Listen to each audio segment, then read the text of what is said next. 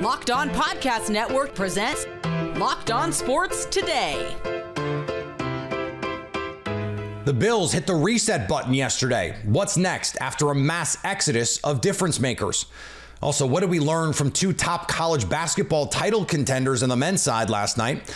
And whatever the Bengals decide to do with Tee Higgins, their contention window is what's at stake. Today's episode brought to you by FanDuel. Make every moment more. New customers join today and you'll get $150 in bonus bets if your first bet of $5 or more wins. Visit FanDuel.com/lockedon to get started. I'm Peter Bukowski, starting your day with the can't-miss stories and biggest debates in sports. You're Locked On Sports Today. Searching all major sports. Found. Let's start with the biggest story. The Buffalo Bills are going to look very different in 2024, despite still feeling like they can compete for a Super Bowl. Big names like Tre'Davious White, Jordan Poyer, Mitch Morse, they are no longer a part of the Bills' future, at least for the moment. Joe Marino is part of our future, host of Locked On Bills and, of course, Locked On NFL Scouting. And Joe, this was not necessarily a surprise. This was a team that had spent a lot of money over the last few years. But how did they get to this point where they have to be moving on from these high-profile veterans? Well, when you build a deep and talented roster through the draft, it becomes expensive. And I think the Bills got to a point entering this offseason north of $50 million over the salary cap, which is real, by the way. Yeah. Right. For those of you who think it's not real, it's really real. Bills Mafia feels that right now. You get to the point where you have to take your medicine a little bit, and that's what the Bills did. They had to say goodbye to some meaningful players that have been a big part of the reason why the Bills have become a very good team in the NFL. But the reality was they're aging, and I think in some cases they were expired players, and the Bills needed to take this opportunity to get younger and cheaper. And they've certainly done that, at least with the start of these big cap-saving moves. There's some holes that were created along the way, and that'll be up to Brandon Beane to now take advantage of the resources that he has in free agency and, of course, 11 draft picks to start replenishing this roster. Yeah, you mentioned the holes it creates. This is going to be almost an entirely new secondary. Micah Hyde is a free agent as well. And so what do you think is the best way for them to go about building this secondary backup? Because secondary, even last year and the year before, that was part of the problem, at least at cornerback. That's why they went out and spent a first-round pick on Kaiir Elam and needed something from Trey White. Yeah, so I think it's really just the safety position. When you look at the Bills in their corners, I think their top corners are there, right? It's Trey White. Unfortunately, he's had an ACL tear in 2021 that cost him half of that season and pretty much good chunk of the next one. He never really returned to form, and then he gets into 2023. And 4 games in, he ruptures his Achilles tendon, right? So it's first. It feels like Trey White hasn't been there in 3 years, candidly. And that's unfortunate because his first 5 seasons were awesome, like 2 All-Pro opportunities, should have been the Defensive Player of the Year. Defensive Rookie of the Year in 2017, Marshawn Lattimore got that. But it's been a while since you feel like you had Trey White. They have Christian Benford, who to me is the best corner they have on the team. And maybe that's not a familiar name to people. Get familiar with Christian Benford because he was terrific last year, third-year player, entering 2024 out of Villanova. That's really just become an outstanding player with his coverage instincts, the ball skills. He tackles, he takes away the football. He's good. Then, of course, they traded for Rasul Douglas last year at the deadline. And he's still around. In fact, he reworked his deal to free up $2.5 million in cap space for the Bills. So you feel like that's your corner tandem to go with Kaiir Elam as your third player, who's a first-round pick just a couple of years ago, not to mention Taron Johnson, who's a second-team All-Pro slot corner. Sure and is. Then, so it's really about safety. And for me, Sean McDermott just has an unbelievable history with safety, and not just with the Bills and finding Micah Hyde and Jordan Poyer, who were afterthoughts, right? I mean, Micah Hyde was not retained by Green Bay. Jordan Poyer was a 7th-round pick that was on 2 teams and was doing nothing. And he brings them to Buffalo. They become All-Pro safeties together. They're unbelievable. One of the best pairs in the league over the last 7 years. So it's about safety. And again, I talked about the history with Buffalo, but you go at Carolina, he's able to get production from guys like Mike Mitchell.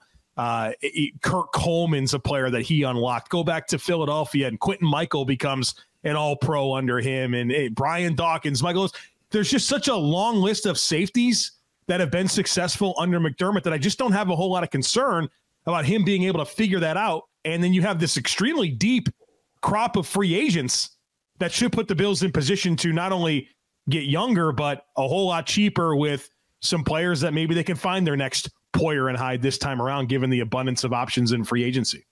Quickly here, just on the other side of the ball, offensive line, they were able to make do over the last couple of years, but now you're losing your center, Mitch Morse. It sounds like you're going to have Connor McGovern switch spots. He becomes the center. Where do you think they are with their offensive line right now? Yeah, I think it's that they're swapping out the center, Mitch Morse. They released him, 32 years old. They free up $8.5 million in cap space.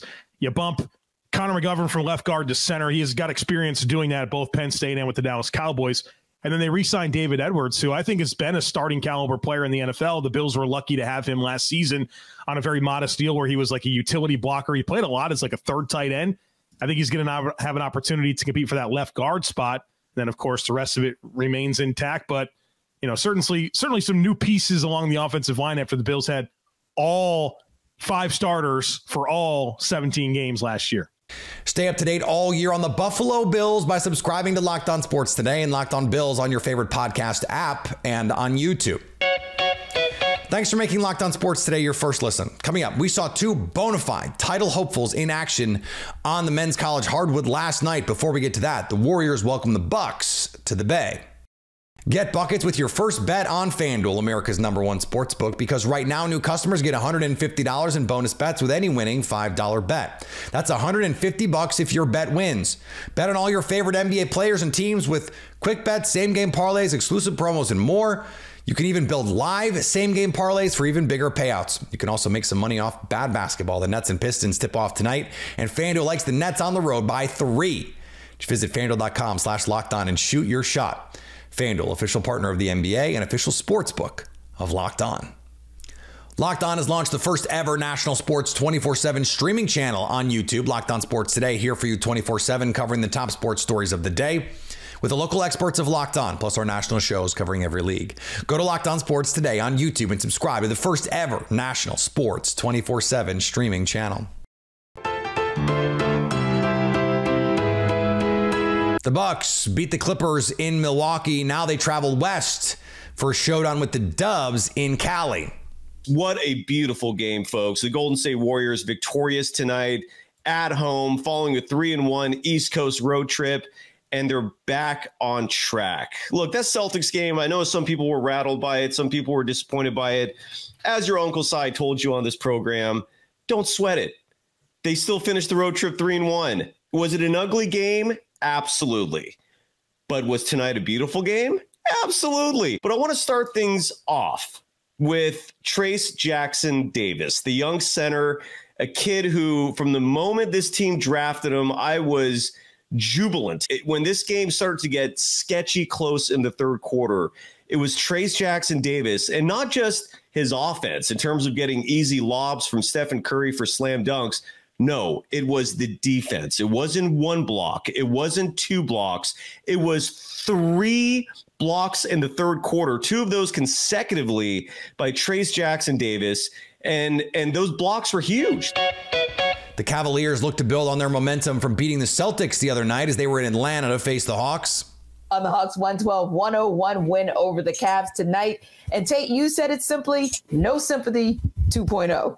Nope. None whatsoever. Yet again, back-to-back nights. And obviously the Hawks weren't the only one on a back-to-back. So, I'm definitely not trying to hear any excuses about being on a back-to-back and not trying to hear anything about injuries and no Donovan Mitchell and, obviously no Isaiah Mobley, no Max Strus, who obviously is one of the better shooters in the NBA and has done a fine job, over the years of, being the Achilles heel sometimes for the Atlanta Hawks. But guess what? He's not the only one that's been an Achilles for the Atlanta Hawks, especially with his perimeter shooting, because you got guys like Sam Merrill, who, in the last game was absolutely lighting it up. You got guys like Dean Wade, who, is one of their better shooters as well. The Hawks took care of business, especially on the perimeter. And even though free agency doesn't start officially for another week, the Commanders are adding veteran tight end Zach Ertz on a 1-year deal. Zach Ertz, certainly one of the best names in NFL history at the tight end position. Not going to go as far as say he's like the greatest tight end to ever play, but certainly has carved out a really nice niche for himself in NFL history, I think. And, one of the earlier kind of receiving tight ends, right? Not a super great blocker late in his career, but, certainly a serviceable player. At a minimum, is going to be a veteran that comes in kind of like Andrew Wiley last year. You kind of look at him and say, okay, he's going to come in and at least help the offense understand Cliff's language a little bit and where he's coming from a little bit, and kind of help Coach Kingsbury have an advocate in the locker room. As we barrel towards Selection Sunday, just a little over a week and a half away, we had 3 teams in the top 6 face ranked opponents on Wednesday night, and they were all game opponents, though all 3. UConn over Marquette, Tennessee over South Carolina, and Iowa State over BYU prevailed. Isaac Shade from Locked On College Basketball joins me now. And Isaac, of those 3 games, and of those 3 contenders at the top, though I think we can assume Connecticut is in a different tier of contenders as those other 2. Who was most impressive to you, or about whom did you learn the most from these games? Probably these 3. The game that just finished right before we recorded, Peter, was Iowa State down big at home to BYU. Basically shut off all forms of offensive communication to BYU in the second half. Massive comeback to stave off allowing Houston to go ahead and clinch an outright Big 12 championship on 25 points in the second half allowed for Iowa State. I think that's a pretty good number to hold a team to offensively. So, And a ranked opponent at that, BYU, no slouch. I mean, we're talking about the 20th team in the country here. UConn and Marquette have squared off before. This one was closer, despite the fact that Marquette had no Tyler Kolek in this one. I feel like in that matchup, that maybe told us more about Marquette than UConn, who we think is a bona fide title contender, maybe the favorite. 100%, Peter. And what's funny is Marquette has now done this back-to-back games. They lost without Tyler Kolek and Oso Ighodaro this weekend, who was out with an illness. But it's like, at what point do we need wins and not moral victories? Because Marquette's trying to cling on to a 2 seed in the tournament. And, I know the committee will take some of that into account. But ultimately, you got to do it. And now UConn not only has clinched the Big East, but has a 4-game lead in the Big East. How about this one, Peter? This is UConn's first road win over a ranked opponent since January 16th of 2014. Wow. UConn. What? Come on. No, but it's real. 2014. That seems actually impossible to me. We were on the show a couple weeks ago talking about Tennessee. And I asked you, do you buy Tennessee as a true title contender? You said, not really. There's a big 3 and then there's a gap. Do you still feel that way?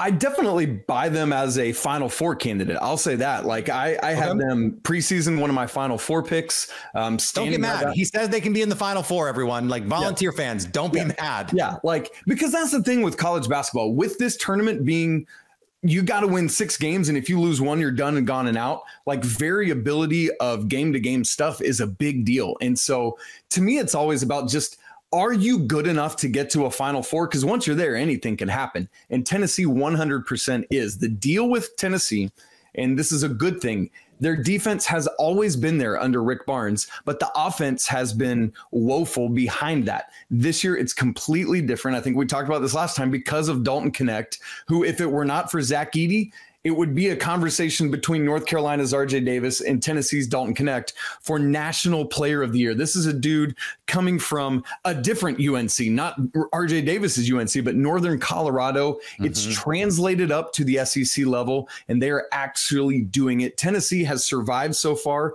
an insane closing 4-game gauntlet of versus Auburn, beat them by 8. At Alabama, beat them by 7. And on Wednesday night at South Carolina, who they beat by 7. Consequently, it's rendered the game against Kentucky on Saturday pointless in terms of SEC stuff because Tennessee has now clinched the SEC outright.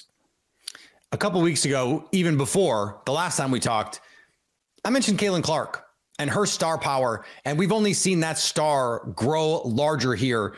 I just, as we're checking in, I want to check in again because I heard this point made recently that if Caitlin Clark is in the Final Four, the women's Final Four will draw a bigger audience on TV than the men's Final Four. I don't want to, we don't have to do the whole comparison thing, but like, is there a set of matchups in the men's game that you think could rival? I mean, it seems hard for me to believe there is almost any matchup that could go, yeah, I'm more excited for that than to see Caitlin Clark and not just Caitlin Clark, like Juju Watkins. Like the women's game is loaded with stars. It absolutely is. And Peter, you kind of alluded to this here, but I think it is going to be kind of matchup dependent, because what we're always looking for, whether it's on the men's or women's side, is we all want to see the upsets in the first weekend. Yeah. But then we want to see keep them out of the Final Four. Yes, exactly. and that's, man, like all the CBS TV execs, they're just over here like, bring on all those upsets, but we need our blue bloods after that, because they're just seeing the dollar signs like on Scrooge McDuck's eyeballs just rolling around. Right. And so that's what we're looking for. Please, North Carolina, get it together. Please, Duke, get it together. Kentucky, get it together. Exactly. And so, if we have like you think back to that 2022 Final Four, you've got Villanova and Kansas and Duke and North Carolina. That probably draws more eyeballs, but man, Caitlin Clark is going to continue to deliver. And Peter, I think the bigger point is just the fact that we're even entertaining this conversation says all you need to know about Caitlin. Stay up to date all year on college basketball by subscribing to Locked On Sports Today and Locked On College Basketball on your favorite podcast app and on YouTube. Coming up for the Bengals, it's not just about Tee Higgins, but something bigger.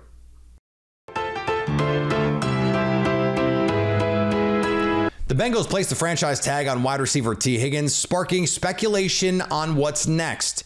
Will they sign him long-term or trade him? As Locked On NFL host Alex Clancy points out to Tyler Rowland, this decision will dramatically affect their contention window. If you're the Bengals, now that you got Tee Higgins on the tag, trade him, extension, on the tag for 1 year. What are you doing there? I don't know. This is the toughest one for me because it is tough. Are they letting Joe Mixon walk? They're going to pay Jamar Chase. They've got to keep that defense together. They've already lost Jesse Bates. This is where organizations that have their Super Bowl window close, like they drafted well over the last few seasons, very well, and they didn't they didn't win in the window. You were seeing Philly do this. They both made a Super Bowl. They paid a bunch of people when Joe Burrow wasn't getting paid, when Jalen Hurts wasn't getting paid, and now everything changes. Tee Higgins, to me, is the greatest case study this offseason because I don't know what the right move is. We don't know if he's a wide receiver one. He wants wide receiver one money. He looks like a wide receiver one when he's out there. He's not like Mike Williams, who's just a deep threat at this point, who's a great 50-50 ball guy. Tee Higgins can run inside. He's 6'3". He's an Adonis, and he catches the ball around the end zone, which you can't say for every wide receiver. Maybe the Bengals start a trend, and maybe they do it unwittingly because they tend to just be kind of cheap about stuff, and they never make trades, even if that's the smart thing to do. But this is an incredible receiver draft. After another good receiver draft, which was after another good receiver draft, which was after another good. You get the point here. Every draft is a good receiver draft, and receivers come into the league more ready than ever to produce. Remember Jamar Chase? He was an all-pro as a rookie. It follows that a team that is already paying Joe Burrow, Texas with a dollar sign, and is going to have to pay Jamar Chase, maybe not quite Texas, but like Illinois with a dollar sign, like a lot of money, a top of market receiver deal, that they would say, you know what we can do is tag Tee Higgins, trade him for extra draft picks that we will then use to draft more receivers. It worked out pretty well for Minnesota, who traded Stephon Diggs to the Buffalo Bills and then used that selection on Justin Jefferson. That worked out pretty well for them. And it may be the case that teams are going to say, yeah, we'll pay the top guys, the truly elite guys, the Tyreek Hills, the Devontae Adams, the Jamar Chases, but the Tee Higgins, the guys who are the 15th best receiver in the league, the 18th best receiver in the league, the 16th, the 14th best. We'd rather tag them and trade them, or trade them in the last year of their deal if we're not a contending team. It made sense for the Bengals to say, we're going to try and push for this and say, we'll take our chances with rookies. Because if you hit on a rookie, they become extremely valuable, and it's easier than ever to hit on a rookie receiver. A few episodes ago, we talked about Iditarod musher Dallas Spivey, who killed a moose with a handgun in order to defend himself and his dogs in the race. Spivey has been assessed a 2-hour penalty for, get this, not properly gutting the moose after killing it. He tried, but apparently he didn't do a good enough job. If a musher kills a big game animal like a moose, caribou, or buffalo in defense of life or property during a race, the rules, as we told you the other day, they require you gut the animal and report it to the officials at the next checkpoint. To properly gut an animal, it is outlined that the musher has to remove intestines and internal organs of the animal, something race officials did not agree was accomplished. Spivey told an Iditarod Insider television crew at the Finger Lakes checkpoint, "It fell on my sled. It was sprawled on the trail. I gutted it the best I could, but it was ugly." Just thought we'd leave you with that beautiful visual to wrap up today's pod. And if you're a high school ref or umpire, be glad. Be glad that you don't have to officiate this. Locked On has launched the first ever national sports 24/7 streaming channel on YouTube. Locked On Sports Today is here for you 24/7, covering the top sports stories of the day with the local experts of Locked On, plus our national shows covering every league. Go to Locked On Sports Today on YouTube and subscribe to the first ever national sports 24/7 streaming channel. Coming up on the next Locked On Sports Today, with just a week until the new league year, which NFL team is poised to make a splash in free agency? So at least until tomorrow, stay locked on sports today. Locked On Podcast Network presents Locked On Sports Today. For more episodes of Locked On Sports Today, go to our video on demand. Click on sports at the top of your screen. There, you'll find past episodes of Locked On Sports Today, plus other Locked On shows on demand.